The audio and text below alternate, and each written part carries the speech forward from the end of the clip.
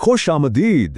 کبھی سوچا ہے کہ آج جس طرح سے کام یا پڑھائی کی جاتی ہے، ہو سکتا ہے 10 سال بعد وہ طریقہ بالکل ہی بیکار ہو جائے؟ آج ہم اسی بدلتی دنیا کی بات کرنے والے ہیں، جہاں ٹیکنالوجی اور معیشت ہم سے ہر روز کچھ نیا سیکھنے کا تقاضا کر رہی ہیں۔ 40%، یہ صرف کوئی عام نمبر نہیں ہے، یہ اصل میں ہمارے مستقبل کی ایک تصویر ہے۔ لیکن اس کا مطلب کیا ہے؟ اچھا، تو ورلڈ اکنامک فورم کہتا ہے کہ 2030 تک آج ہم جو کچھ بھی جانتے ہیں نا، اس میں سے تقریباً آدھی مہارتیں، آدھے سکلز اپنے اہمیت کھو دیں گے۔ جی ہاں، یہ ایک طرح کا زلزلہ ہے جو ہم سب کے کیریئر کو ہلا کر رکھ دے گا۔ تو اس بڑی تبدیلی کو سمجھنے کے لیے ہم کچھ چیزوں پہ بات کریں گے۔ سب سے پہلے یہ سب ہو کیوں رہا ہے؟ پھر مستقبل میں سیکھنے کا طریقہ کیا ہوگا؟ ہمیں سیکھنا کیا ہے اور کیا سیکھنے سے کمانے کے طریقے بھی بدل رہے ہیں؟ اور آخر میں ہم دیکھیں گے کہ اس پورے سفر میں ہمارے سامنے کیا چیلنجز اور کیا نئے مواقع ہیں۔ تو چلیں شروع کرتے ہیں پہلے حصے سے، یہ جو سکلز میں اتنی بڑی تبدیلی آ رہی ہے۔ آخر جاب مارکیٹ میں ایسا ہو کیا رہا ہے جو ہمیں اپنا سیکھنے کا پورا طریقہ بدلنے پر مجبور کر رہا ہے؟ دیکھیں، اس تبدیلی کے پیچھے کچھ بہت بڑی وجوہات ہیں۔ ایک تو ہے آرٹیفیشل انٹیلیجنس اور آٹومیشن، جو بہت سے کام آپ خود ہی کر رہے ہیں۔ پھر آتی ہے کریٹر اکانومی، یعنی وہ لوگ جو آن لائن کانٹینٹ بناتے ہیں، ان کی پوری ایک دنیا بن گئی ہے، اور کمپنیاں بھی اب اکیلے نہیں بلکہ کمیونٹیز کے ساتھ مل کر کام کر رہی ہیں۔ تو ان سب کا نتیجہ کیا ہے؟ نتیجہ یہ ہے کہ اب صرف ڈگری کافی نہیں رہی۔ اب سب سے ضروری چیز یہ ہے کہ کوئی کتنی جلدی نئی چیزیں سیکھ سکتا ہے اور خود کو حالات کے مطابق ڈھال سکتا ہے۔ ٹھیک ہے، تو اگر ہمیں مسلسل نئی سکل سیکھنی ہے تو سوال یہ ہے کہ ہم یہ کریں گے کیسے؟ اس کا ایک بہت دلچسپ جواب ہے میٹاورس۔ جی ہاں، میٹاورس، یہ جو ایک ورچوئل دنیا کی بات ہوتی ہے نا، یہ صرف گیمز کے لیے نہیں ہے، یہ ہماری تعلیم کا مستقبل بھی ہو سکتا ہے۔ اچھا، آسان زبان میں سمجھیں تو یہ ایک ایسی ڈیجیٹل دنیا ہے جہاں صرف لیکچر نہیں سنے جاتے بلکہ ہر چیز کو خود کر کے سیکھا جاتا ہے۔ ذرا سوچیں، ایک میڈیکل سٹوڈنٹ ایک ورچوئل آپریٹنگ تھیٹر میں سرجری پریکٹس کر رہا ہے، یا تاریخ کا کوئی سٹوڈنٹ قدیم روم کی گلیوں میں اصل میں گھوم رہا ہے۔ ظاہر ہے یہ کسی بھی ویڈیو کال سے کہیں زیادہ اصلی اور پاورفل تجربہ ہے۔ یہ جو خاکہ ہے نا، یہ میٹاورس میں سیکھنے کی پوری کہانی بتاتا ہے۔ ایک طرف تو وہ چیزیں ہیں جو آج ہو رہی ہیں، جیسے پڑھائی کو گیمز کی طرح مزیدار بنانا اور وی آر کے ذریعے ٹریننگ دینا۔ بیچ میں ہے وہ ساری مشکلیں جنہیں ہمیں پار کرنا ہے، جیسے ہر جگہ انٹرنیٹ کا نہ ہونا یا ہمارے ڈیٹا کی سیکیورٹی کا مسئلہ۔ اور پھر دوسری طرف ہے مستقبل، یعنی وہ امکانات جو ہمارے سامنے ہیں، جیسے ہر اسٹوڈنٹ کے لیے بالکل اس کے حساب سے سیکھنے کا ماحول بنانا۔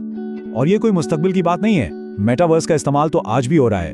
ڈاکٹرز ورچوئل سرجری کی پریکٹس کر رہے ہیں، سائنس کے جو مشکل سبجیکٹس ہیں انہیں اسکیپ رومز جیسی گیمز کے ذریعے دلچسپ بنایا جا رہا ہے، اور پوری دنیا سے ٹیمیں ایک ورچوئل جگہ پر مل کر کام کر رہی ہیں۔ تو اصل میں ہو یہ رہا ہے کہ یہ ٹیکنالوجی کلاس روم کی دیواریں گرا رہی ہے۔ لیکن ظاہر ہے یہ سب اتنا آسان بھی نہیں ہے۔ سب سے بڑا مسئلہ ہے ڈیجیٹل ڈیوائیڈ، یعنی ہر کسی کے پاس تیز انٹرنیٹ اور مہنگے گیجٹس نہیں ہیں۔ یہ ایک بہت بڑی رکاوٹ ہے۔ اس کے علاوہ ڈیٹا کی پرائیویسی کا سوال ہے، اور یہ بھی کہ ٹیچرز کو یہ نئی ٹیکنالوجی کون سکھائے گا۔ تو یہ وہ مسائل ہیں جن کا حل نکالنا بہت ضروری ہے۔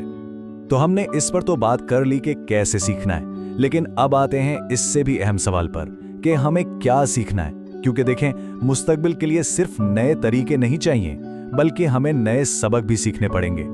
اس کی ایک بہترین مثال ہے اسپیس پرائز کا نصاب۔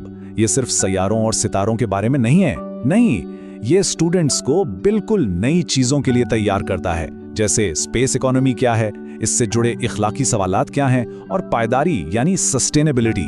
یہ وہ چیزیں ہیں جو آنے والے کل کے لیے بہت زیادہ اہم ہیں۔ اور صرف ادارے نہیں، ٹیچرز خود اس تبدیلی کو محسوس کر رہے ہیں۔ جیسا کہ ایک ٹیچر کہتی ہیں کہ یہ نصاب مستقبل کے لیے ایک بہترین اضافہ ہے، خاص طور پر خلا میں جو کچھ ممکن ہونے والا ہے۔ ان کی اس بات سے ہی اندازہ ہوتا ہے کہ اس طرح کی تعلیم آج کے دور میں کتنی ضروری ہو گئی ہے۔ اچھا، تو اب دیکھتے ہیں کہ یہ سب ہو کہاں رہا ہے، کیونکہ نئے آن لائن پلیٹ فارمز آ رہے ہیں جو سیکھنے اور کمانے کے بالکل نئے معاشی ماڈل بنا رہے ہیں۔ پہلے کیا ہوتا تھا، یہ جو کریٹر اکانومی تھی یہ زیادہ تر اشتہاروں پر چلتی تھی، مطلب پیسہ صرف کچھ بڑے مشہور لوگ ہی کما پاتے تھے۔ لیکن اب یہ ماڈل پوری طرح بدل رہا ہے۔ اب ایسے پلیٹ فارمز آ رہے ہیں جو اپنا منافع پوری کمیونٹی میں بانٹتے ہیں، یعنی اب صرف کانٹینٹ بنانے والے نہیں بلکہ اسے دیکھنے والے اور اس سے سیکھنے والے بھی کما سکتے ہیں۔